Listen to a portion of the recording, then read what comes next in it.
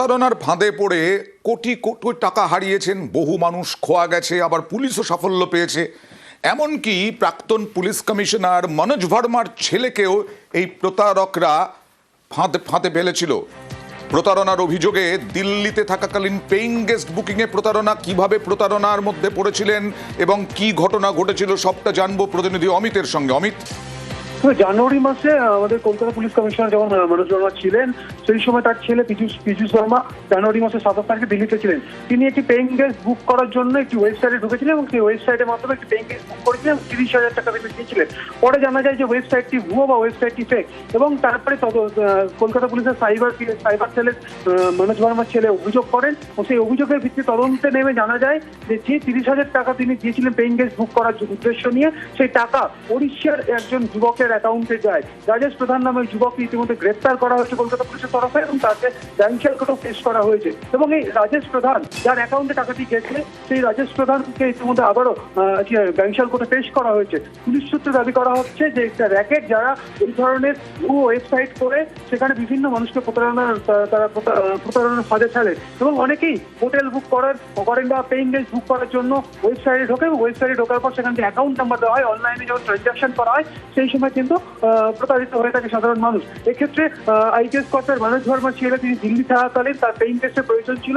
তিনি পেইং গেস্টের উদ্দেশ্য নিয়ে তিনি একটা ওয়েবসাইটে যান এবং ওয়েবসাইট থেকে কিন্তু তিনি বুক করেছিলেন, এবং দেখা যায় যে ওয়েবসাইটটি ফেক এবং এর পেছনে সাইবার অপরাধীরা যুক্ত রয়েছে এবং তদন্ত করছে ইতিমধ্যেই কলকাতা।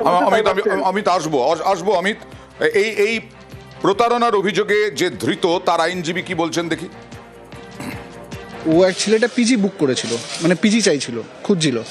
তো যেই সাইট থেকে করেছে সেই সাইটটা ফ্রড সাইট ছিল। কমপ্লেনের ওখানে আমার মক্কেল রাকেশ প্রধান, কোনো নামই নেই, নাম তো অন্য লোকের, আর পুলিশ তাদেরকে খুঁজতে পারেনি বলে একে ফাঁসিয়ে দিয়েছে। আমরা বেলের জন্য এসেছি। 30,000 টাকা যেটা প্রতারণা হয়েছিল সেটা কি ফেরত পাওয়া গেছে এই রাজেশের কাছ থেকে? এরকম কোনো খবর আছে যেটা আইনজীবী বলছেন যে তাকে ফাঁসিয়ে দেওয়া হয়েছে? দেখো, অভিযুক্তের আইনজীবী ক্লেম করছেন যে রাজেশকে ফাঁসানো হয়েছে।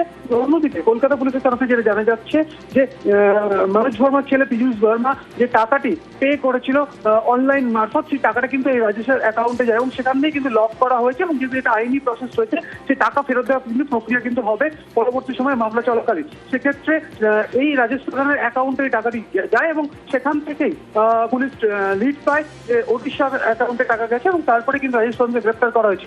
এই প্রতারণার নেপথ্যে বা এই চক্রের নেপথ্যে কারা রয়েছে, তারা এই ওয়েবসাইটে পরিচালনা করছে, সমস্তটা এই মুহূর্তে তদন্ত করে দেখা হচ্ছে পুলিশের তরফে।